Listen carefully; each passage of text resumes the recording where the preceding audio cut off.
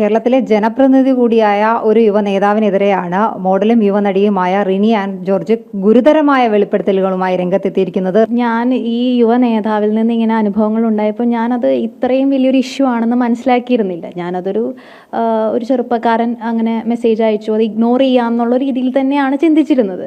പക്ഷെ പിന്നീട് ഞാൻ റീസെൻ്റ്ലി കുറേ സമൂഹ മാധ്യമങ്ങളിൽ വാർത്തകൾ വരികയും ചിലരിൽ നിന്നുള്ള കൃത്യമായ വിവരങ്ങൾ കിട്ടുകയും ചെയ്തു. അതായത് ഈ വ്യക്തി ഒരു ഹാബിച്വൽ ഒഫൻഡറാണ്, നിരന്തരം സ്ത്രീകൾക്ക് ബുദ്ധിമുട്ടുകൾ ഉണ്ടാക്കുന്ന തരത്തിലുള്ള പെരുമാറ്റങ്ങൾ ഉണ്ടാകുന്നുണ്ട് എന്നുള്ളത് മനസ്സിലാക്കിയപ്പോൾ എനിക്ക് തോന്നി അത് മനഃപൂർവ്വം അങ്ങനെ തീരുമാനിച്ചതല്ല. നമ്മളൊരു ഇൻ്റർവ്യൂ ചെയ്തു. ആ ഇൻ്റർവ്യൂവിൻ്റെ ഇടയിൽ സ്ത്രീകൾ നേരിടുന്ന പ്രശ്നങ്ങളെക്കുറിച്ച് നമ്മൾ ഡിസ്കസ് ചെയ്തപ്പോൾ എൻ്റെ ഒരു പേഴ്സണൽ അനുഭവം ഞാൻ ഷെയർ ചെയ്തതാണ്. ഈ ഹൂക്കേഴ്സ് എന്ന് പറയുമ്പോൾ തന്നെ ഈ ഹൂക്കേഴ്സ് പറഞ്ഞ ഒരു യുവരാഷ്ട്രീയ നേതാവിനെ നമുക്ക് എല്ലാവർക്കും അറിയാം. അതുപോലെ തന്നെ ഇത്തരം ആരോപണങ്ങൾ, ഇത്തരം വലിയ രീതിയിലുള്ള അശ്ലീല സന്ദേശങ്ങളൊക്കെ അയച്ചു എന്ന് പറഞ്ഞു. ഈ അശ്ലീല സന്ദേശങ്ങൾ അയച്ചപ്പോൾ ഇയാളെ വാൺ ചെയ്തിരുന്നില്ലേ? തീർച്ചയായിട്ടും വാൺ ചെയ്യുമല്ലോ. ഞാൻ വാൺ ചെയ്തിരുന്നു, ഫയർ ചെയ്തിരുന്നു, ഉപദേശിച്ചിരുന്നു. ഇങ്ങനെ ഒരു രാഷ്ട്രീയ നേതാവ് ആകാൻ പാടുണ്ടോ എന്ന് ഞാൻ വ്യക്തമായിട്ട് ചോദിച്ചിട്ടുണ്ട്. അപ്പോൾ അദ്ദേഹം പറഞ്ഞൊരു റിപ്ലൈ ആണ് ഞാനിങ്ങനെ സംസാരിക്കാനുള്ള ഒരു പ്രധാനപ്പെട്ട കാരണം. പുള്ളി പറഞ്ഞു, സ്ത്രീ പീഡകരായിട്ടുള്ള പ്രമാദമായ സ്ത്രീ പീഡന കേസിൽ അകപ്പെട്ട രാഷ്ട്രീയ നേതാക്കന്മാർക്ക് എന്ത് സംഭവിച്ചു എന്നൊരു ചോദ്യം ചോദിച്ചു. അതിൽ സത്യത്തിൽ ഞാൻ കിടങ്ങിപ്പോയി. ശരിയല്ലേ എന്ന് ഞാൻ ആലോചിച്ചു. അപ്പോൾ രാഷ്ട്രീയത്തിലേക്ക് കടന്നു വരണം എന്ന് വിചാരിക്കുന്ന യുവ നേതാക്കന്മാർക്ക് ഇതൊക്കെ ഒരു പ്രചോദനമാണ്.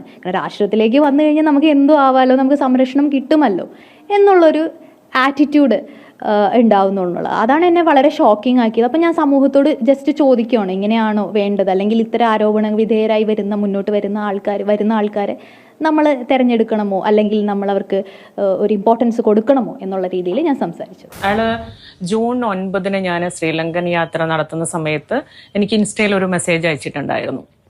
അപ്പോൾ അത് എൻ്റെ ഫോട്ടോയ്ക്ക് ഒരു ഹാർട്ടിൻ്റെ ഇതിട്ടുകൊണ്ടാണ് മൂപ്പര് ഫസ്റ്റിൽ ചാറ്റ് തുടങ്ങിയത്. അപ്പം ശ്രീലങ്കയിൽ പോകാനുള്ള പ്ലാൻ ഉണ്ട്, അതിനെക്കുറിച്ച് അറിയണമെന്ന് പറഞ്ഞു. അപ്പോൾ ഞാനതെല്ലാം വിശദീകരിച്ചു.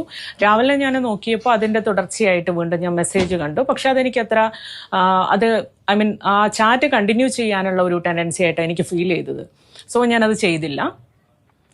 ഇന്നലെ യൂത്ത് കോൺഗ്രസിലെ ഒരു പ്രവർത്തക എൻ്റെ അടുത്ത് വന്നിട്ട് ഇയാള് ആ ചാറ്റ് എന്തുകൊണ്ടാണ് എന്നോട് ചെയ്യാനുണ്ടായ സാഹചര്യം എന്ന് പറഞ്ഞതാണ് എനിക്ക് ഈ വിഷയത്തിലെ പ്രശ്നം എന്ന് പറയുന്നത്. കാരണം പുള്ളി ആ ഹെൽത്തി ആയിട്ടുള്ള കോൺവെർസേഷനെ കുറിച്ചിട്ട് ഈ കോൺഗ്രസ്സുകാരുടെ ഇടയിൽ പോയിട്ട് പറഞ്ഞ കാര്യം എന്ന് പറഞ്ഞിട്ടുണ്ടെങ്കിൽ ഞാൻ അയാളോട് അങ്ങോട്ട് പോയി ചാറ്റ് ചെയ്തു എന്നും ഇതൊരു സ്ഥിരം ശീലമാണെന്നുള്ളതാണ്. രണ്ടാമത്തെ കാര്യം, ഇത് വലിയ ഗമയായിട്ടാണ് പറയുന്നത് ആള്. പുള്ളി അതിനെ കണക്കാക്കുന്നത് വിരുദ്ധ രാഷ്ട്രീയത്തിൽപ്പെട്ട ഒരു സ്ത്രീ